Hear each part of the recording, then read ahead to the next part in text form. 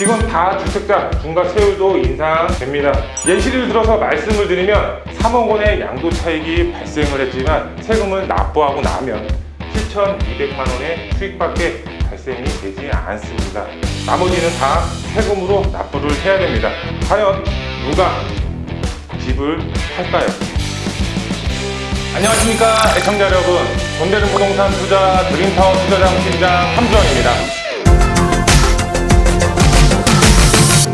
오늘 영상은 앞으로 다주택자들 잡으면 발생할 일들이라는 영상 준비했습니다. 먼저 본격적인 영상 시청에 앞서서 구독과 좋아요 버튼 꼭 눌러주시고 영상이 마음에 드셨으면 알람 설정 버튼도 꼭 부탁드리겠습니다.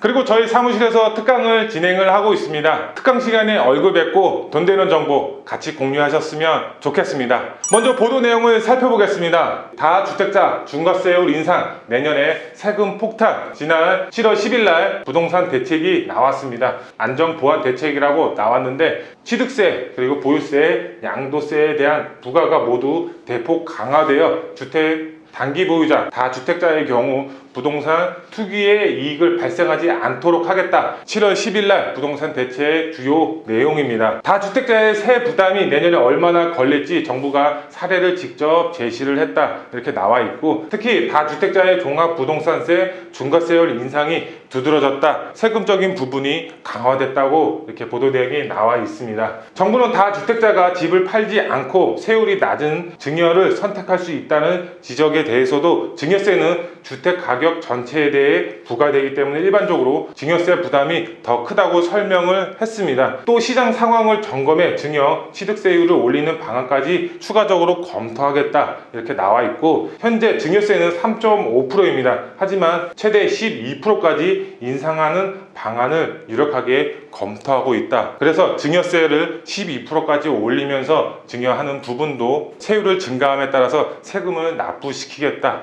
이렇게 보도 내용이 나와 있습니다. 먼저 첫 번째, 시장의 공급이 부족해진다. 내용을 살펴보시면 다주택자를 옥죄이는 방법은 크게 두 가지로 구분할 수가 있겠습니다. 먼저 첫 번째로 세금적인 부분, 대출에 대한 부분. 먼저 대출에 대한 부분을 보시면 다주택자에 대해서 대출로 규제하는 방법입니다. 즉 레버리지 활용을 못하게 함으로써 추가적으로 주택을 구매하지 못하게 하겠다. 세금적인 부분입니다. 세금을 높여서 세금을 중과하는 방법입니다. 취득세 부분, 그리고 보유세 부분, 그리고 마지막 양도세에 대한 부분, 이렇게 세금을 높여서 주택을 구매하지 못하게 하겠다. 정부의 방향이 나와 있습니다. 근데 여기서 문제는 양도세 중과 세금적인 부분이 크게 문제가 되는 부분입니다. 내용을 살펴보시면 단기 양도 차익 환수 2년 미만 단기 보유 주택에 대해서도 양도 소득세 인상안을 1년 미만은 그전까지는 40%였지만 지금은 70%까지 확대하고 1년에서 2만은 기본 세율로 적용을 했지만 이제는 60%까지 올리겠다. 이렇게 나와 있습니다. 현행의 경우는 주택 외 부동산 같은 경우는 1년 미만은 50%, 2년은 40%, 2년 이상에는 기본 세율을 적용을 했었습니다. 그리고 주택 및 주권의 경우도 2년 미만에서 2년 이상의 경우는 기본 세율을 적용을 했었습니다. 하지만 개선 사항을 보시면 1년 미만 같은 경우는 70%, 그리고 2년 미만은 60%, 지금 2년 이상이어야지 기본 세율을 적용합니다. 분양권의 경우도 1년 미만 70, 2년 이상이어도 무조건 60%로 적용을 하게 됐습니다. 지금 다주택자 중과세율도 인상됩니다. 규제 지역의 다주택자 양도세 중과세율 인상입니다.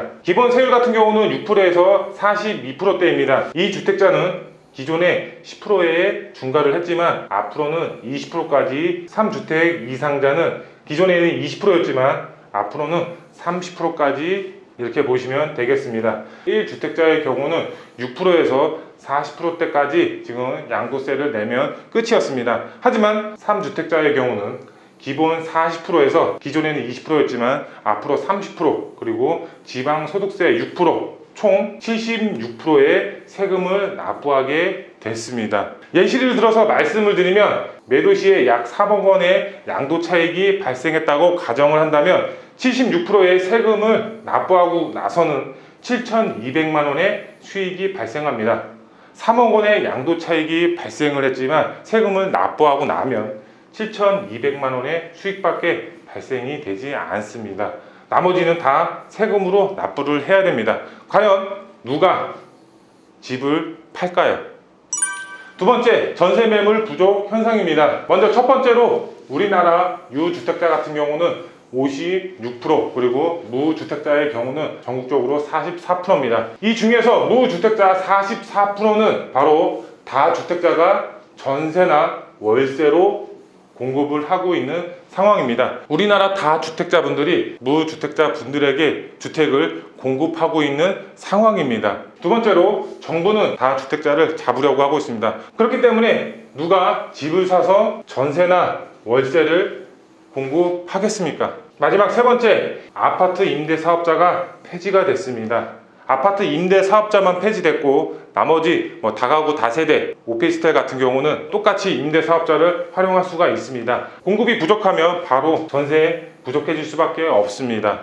전세가와 월세 가격이 올라가면 서민들만 힘들어지는 상황이 옵니다. 앞으로 시장이 이렇게 펼쳐질 예정입니다.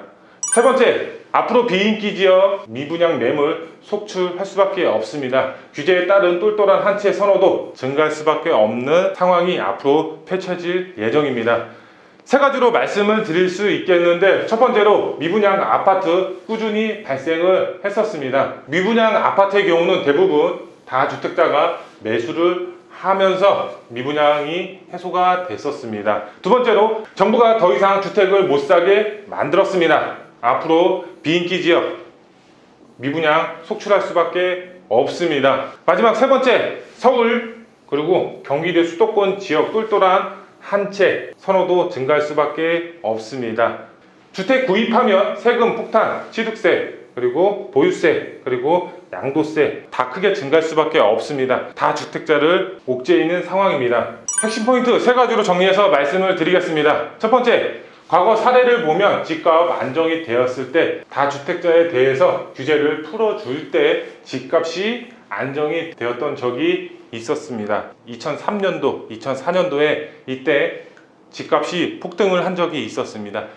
폭등을 한 적이 있었는데 그때 다주택자에 대해서 양도세 중과를 일시적으로 하지 않았었습니다. 그때 다주택자 분들도 똑같이 일반 세율을 적용함으로써 매물이 폭발적으로 시장에 쏟아졌습니다. 그러면서 집값이 안정이 된 사례가 있습니다. 어느 정도 팔 수 있게 해줘야 합니다.